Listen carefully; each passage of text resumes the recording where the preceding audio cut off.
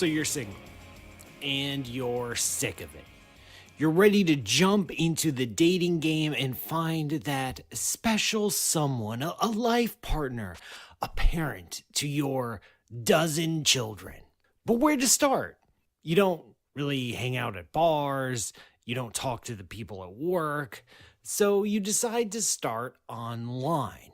And so you make a dating profile. And on the profile, you start off with things about yourself, what you look like, the things you like to do, your job. Maybe you illustrate book covers for romantic literature. You enjoy listening to the best astronomy podcast in the world. You are an amateur cheese enthusiast, etc., etc. That's the first half. The second half is you describing what you want in a partner. And you start with the obvious. You'd prefer a human. Someone that speaks your language, lives in or near your city, and is also single and looking for a partner. And then maybe you introduce some more specifics, some qualities that you would enjoy in that life partner. Maybe a certain age range. Maybe someone who likes to be outdoors or play card games or go to the movies. Maybe someone who isn't allergic to dogs because you have 14 dogs and have a lot of issues, but maybe there's reasons why you're single. I'm just saying. Anyway. But then you start thinking even deeper, imagining your ideal partner. Like you're really taking a look, like, man, if I could just have the one perfect person in my life, this is exactly what that person would look like. Maybe they're exactly 5'7". Maybe they have exactly brown hair and green eyes. They must enjoy eating cheese 3 times a week, minimum. They must be employed as a piano tuner. They must know the first 30 digits of pi. They must know how to bake an apple pie. Their second dough must be longer than the big dough. Like, it gets really, really specific. So you come up with this list for your ideal partner, and you give it to a friend and ask for their opinion. And your friend is going to ask a very simple question. With this many details, how many people do you think match this exact profile? So you start running the numbers. So you're going to make a guess. At first, it's easy to calculate. You can look up the population of your city. You can guess that a certain fraction are in the right age range, speak the right language, are single. But then it starts to get a little bit harder. Exactly how many piano tuners are in your city? How many match all the other requirements? Of those, how many of those know how to bake, or let alone an apple pie? And let's not even try to guess the whole toe length thing. That's just weird. The end result of all these calculations is you don't know. You don't know. So you give it a shot. You post your profile online anyway, and you wait. And you wait. And you wait. And you wait.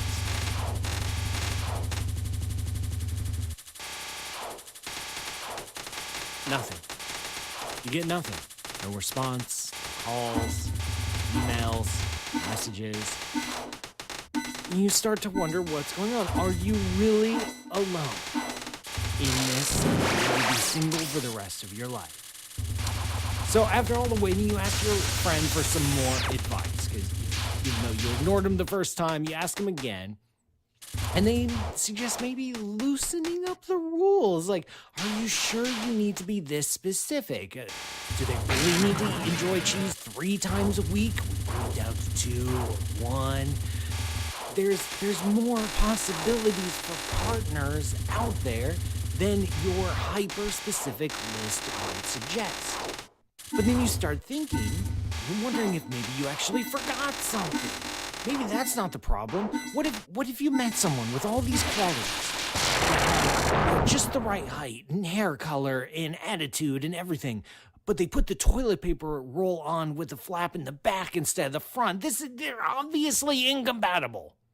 So you're back to square one, which is you don't know if you'll ever find a soulmate.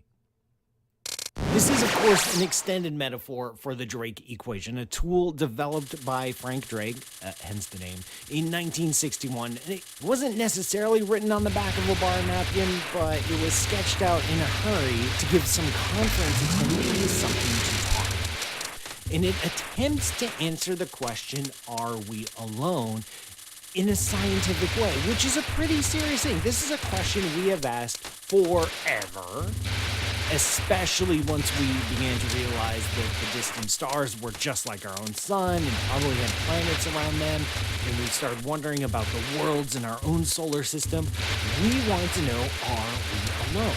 But for a very long time, this was a very philosophical question, perhaps a theological question. It wasn't a scientific question, and the Drake equation is an attempt to approach this question with the tools of science. It is humanity's galactic dating profile. It starts at the top saying, carbon-based, water-solvent, planet-bound species hopes to forge open and honest relationship with extraterrestrial civilization that respects life. Just friends at first, but open to becoming more serious. The Drake equation is the second half of the profile. It's what we're looking for in a relationship. It intends to write down all the important things that make us us and led us to being us, and try to get a handle on how many potential partners we might find out there in the galaxy. In principle, you should be able to go out there, make a bunch of observations, measurements, estimates, put all these together, and out pops a single number. Or at worst, a range of numbers, the number of civilizations in our galaxy that we can talk to, that we can form a relationship with. And just like a dating profile, it starts off easy and obvious, but gets trickier as it goes. I'm not going to read the equation itself to you because it's just a bunch of meaningless letters, but I will explain the terms as originally envisioned by Frank Drake. The big number that we're after is N, what we're going to call N. That's the big one, the number of civilizations in our galaxy with which communication might be possible. These are the people we can talk to in the galaxy. This depends, according to Frank Drake, on a number of individual parameters. It depends on the average star formation rate in our galaxy. How often and how quickly does our galaxy produce stars? Then, of those stars, what fraction of them have planets? Then, of those planets, how many of them can potentially support life? Then of the ones that can potentially support life, how many actually develop life at some point? Then the ones that eventually develop life, how many of those go on to develop intelligent life, aka a civilization? Then what fraction of those go on to develop a technology that we can use to communicate with them? Maybe radio signals, maybe a Morse code by covering up their star with a blanket, whatever.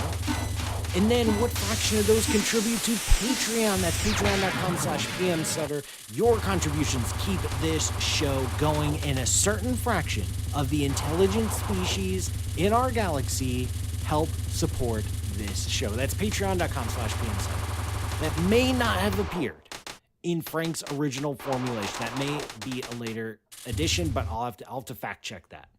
And then the final parameter is the length of time for which a civilization would be able to communicate. So they might develop radios and all sorts of cool technology, and then they blow themselves up. And so there's a certain lifetime. And then you mush all these numbers together and out pops a number.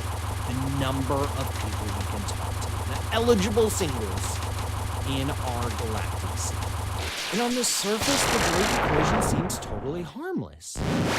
Either you take it seriously, which means you actually try to estimate all those individual numbers and guess as to how many potential galactic life partners are out there, or you don't take it seriously as a physics question and just use it to frame discussions and have a nice little fireside chat. And the rest of this episode is going to be my opinion, because I think the Drake equation fails on both counts. I think it's useless both as a physics equation and as a philosophical tool.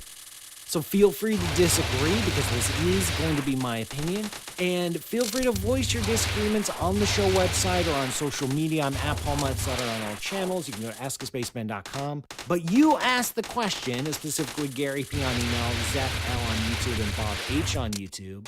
You asked the question, and this is my show, so I get to go first, and then you are free to rebut my arguments. Let's start with taking it seriously.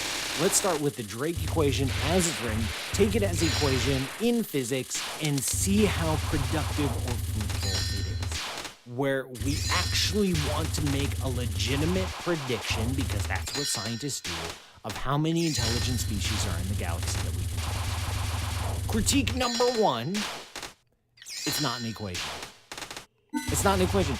Yes, I know that there's an equal sign in it, and I know that it's called the Drake equation, but you need more than an equal sign to be an equation.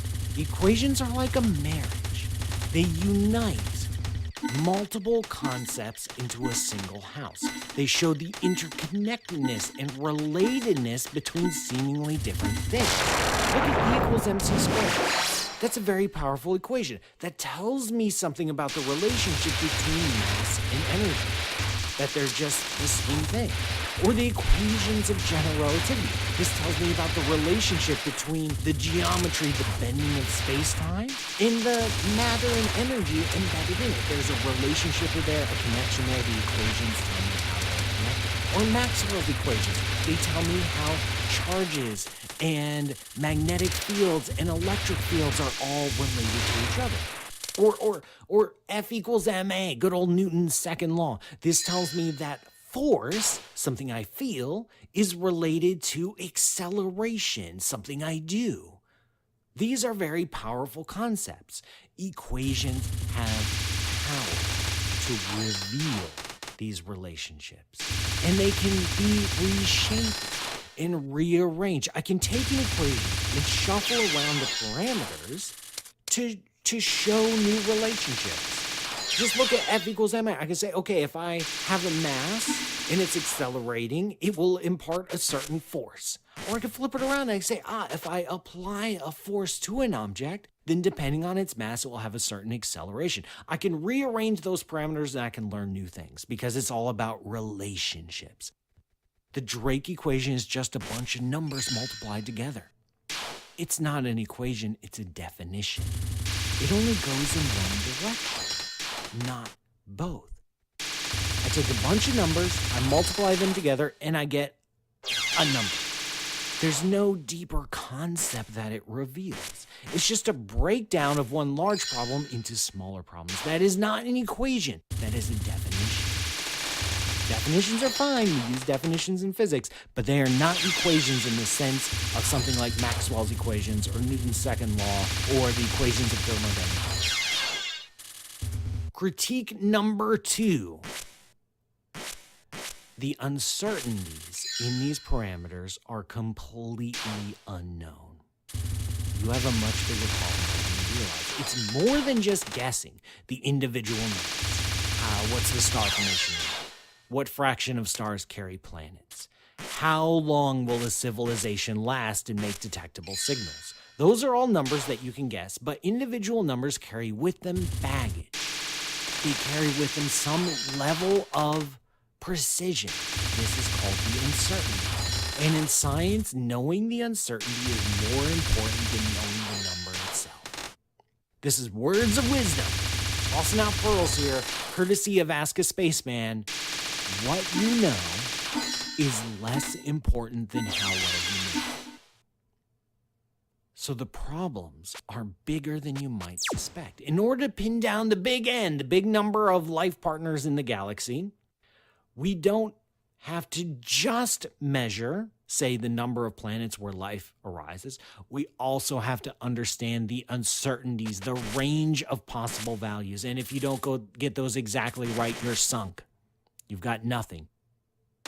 If your uncertainty tells you that you really nailed one of these parameters, like, yes, we are so precise about one of these numbers, like, that's so good, and you're wrong in that uncertainty, it's worse than just getting the wrong number, because you'll stop caring about the value, you'll assume it's legit, and you'll move on, and in the end, you'll have a completely wrong answer because you misestimated your uncertainties. That is a critical mistake. You need to know how well you know something.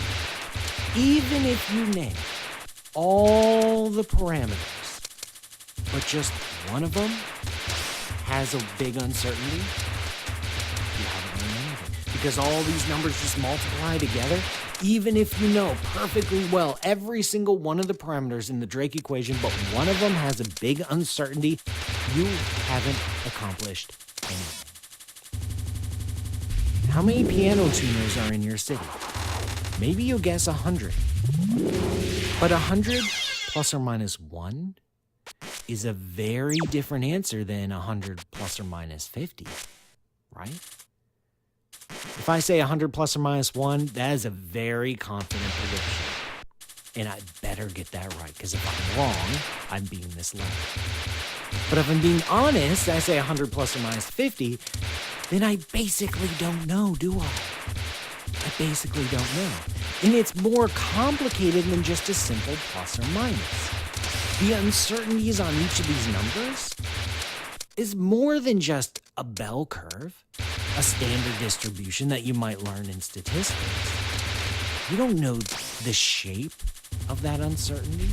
Is it 100 plus or minus 20? Is it 100 plus 10 and minus 30? 100 plus 50 and minus 25? These are very, very different. And until you know, until you have some grasp of how these uncertainties shake out, you got nothing. Our problems are triple. The Drake equation is 3 times more mysterious than you might expect. 1, we don't know the values. 2, we don't know the uncertainties on those values. And 3, we don't know the form of the uncertainty. The lesson here, it's very, very easy to be led astray with the Drake, because we have no intuition or experience with these essentially made-up parameters. You think you might have a final answer, but you have no idea how well you know that number. And if the final answer, if you say, okay, there's 1,000 aliens plus or minus 100, 1, you don't know if you got the 1,000 right, and 2, you don't know if you got the plus or minus 100 right. Most of the parameters are impossible to measure, and their uncertainties are impossible to quantify. Just how many species will turn on their radios and start talking?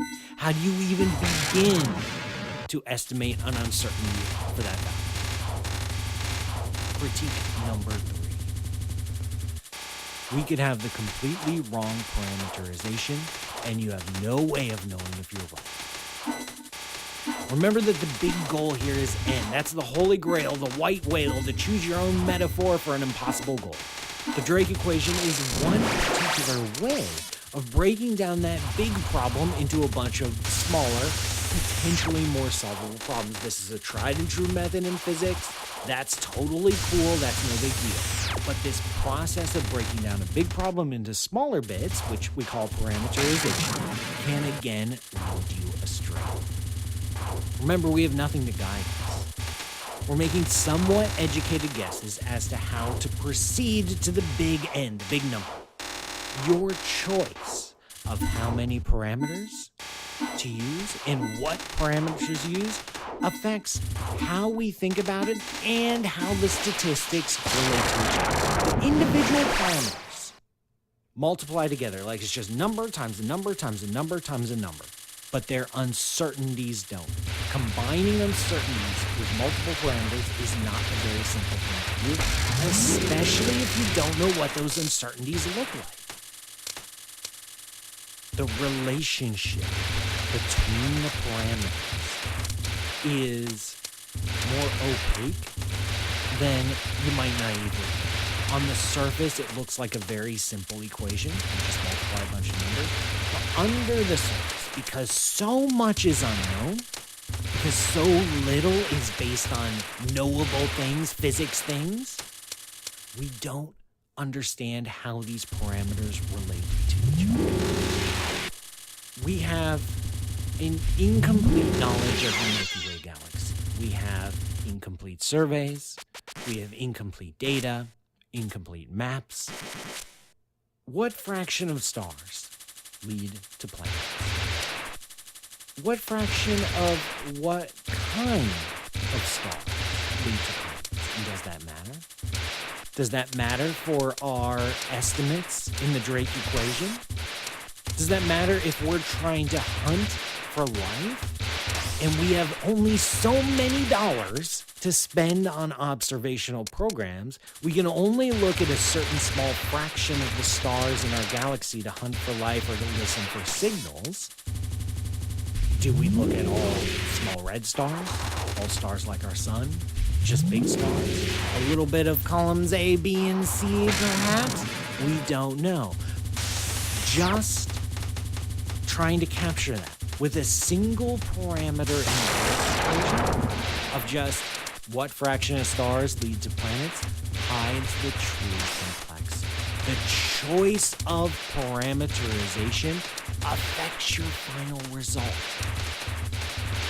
And it hides important considerations that you can't just gloss over if you're trying to make a robust prediction. Critique number 4. The Drake equation doesn't capture all the possibilities. It assumes many things about life, and to be fair, those assumptions are pretty standard. As far as we know, intelligent creatures live on planets and have access to resources to make interstellar phone calls, all the deal. But we're learning about a lot about life in the universe that we didn't know in 1961. Like, I don't know, the huge reservoirs of liquid water in the outer solar system, or the past history of liquid water on Mars, or the methane seas on Titan. The Drake equation assumes that to get life, you need to follow a chain from A to B to C to D to E to have intelligent life. And while it's very general and very broad, it underscores the point that we don't fully understand these numbers. What fraction of stars host planets that could lead to life? Well, if you're just caring about liquid water on the surface of a rocky planet, that will give you one number. But if you also include, say, planets that might have liquid water underneath an icy crust, that's a completely different number. And the Drake equation doesn't capture that nuance. It doesn't capture the possibility. We don't understand the numbers that go into the Drake equation. We don't understand their uncertainties at all. We don't understand how the parameters connect to each other or how their uncertainties connect to each other. In essence, I'm arguing that we don't learn anything by solving, and I hope you can hear my air quotes here, the Drake equation. Have you ever heard the phrase garbage in? Read any paper on the Drake equation. I dare you.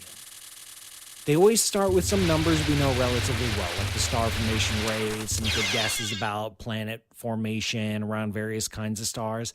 But then they start just making things up using all the appropriate scientific jargon. Like how common is it for a rocky world to generate life? How common is that life to develop intelligence? You'll have to make it up, folks, because we have no idea. And then you put in numbers into each of those parameters and out pops a big N, a big number. The original prediction in that conference that Frank Drake was a part of, when they ran their numbers, they guessed anywhere between 1,000 and 100 million intelligent communicating species in our Milky Way galaxy. That's a difference of 100,000. The latest paper I read on this, and there's a paper every few months on the Drake equation, came out with zero. There are huge variations in predictions over the decades in using the Drake equation. All the Drake equation does is encode our assumptions. You could just say, hey everyone, I think there's 57 intelligent species in our galaxy. You could just do it. That could be the entirety of your paper. Or you can run through the machinery of the Drake equation, breaking down each individual parameter, assigning a value to it and an uncertainty to it, assuming how those uncertainties and parameters connect to each other, and end up saying there are 57 intelligent civilizations in the galaxy. What did we learn? What did we accomplish? Did we actually make a prediction, or did we just make a very, very complicated guess? Look at this one. Let's flip it around. Let's say we had a complete 100% total census of the Milky Way galaxy, and we were in contact with all the alien civilizations in the Milky Way, all 57 of them. So now you know the answer. N equals 57. Could you flip that around? Could you flip the Drake equation around and learn about the individual parameters? No.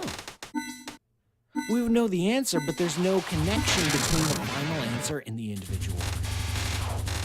The Drake equation is in physics. Most of the terms do not depend on physics. It's not astronomy either, because most of the parameters don't depend on things that we can observe. I'm going to go all the way here. I don't think the Drake equation is even science. Don't get me wrong. Don't get me wrong. The question, are we alone, is definitely something that can be answered using the scientific method. But the Drake equation is the veneer of science, because mathematics is involved, but science is more than math. Math is an essential component of science, but there's more to it. The Drake equation doesn't give me any scientific tools. Because so many of the parameters aren't directly measurable or even estimatable, I can't use the methods of science to give me something that I can rely on. I can't use the Drake equation to make a prediction. Because all I'm doing is replacing one big guess. How many civilizations? Throw the dart at the dartboard. Okay, there's my guess. Or I just guess on a bunch of smaller numbers and then mush them together, and out pops a number. So let's not take it seriously. So maybe it's not a physics equation, it's not an astronomy equation, it may not even be a science equation.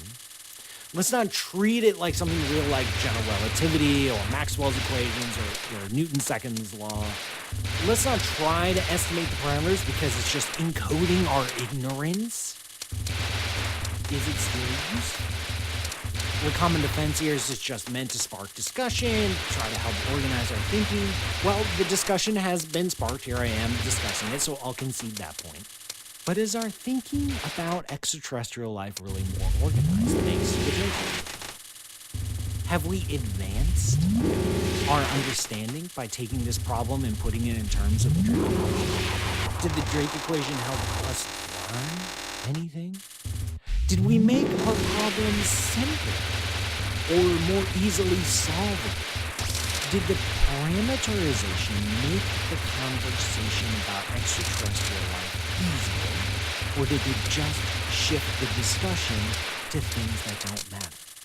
Because we spend all day arguing about the different parameterization, the importance of the various parameters, and the relative levels of uncertainty of the various parameters.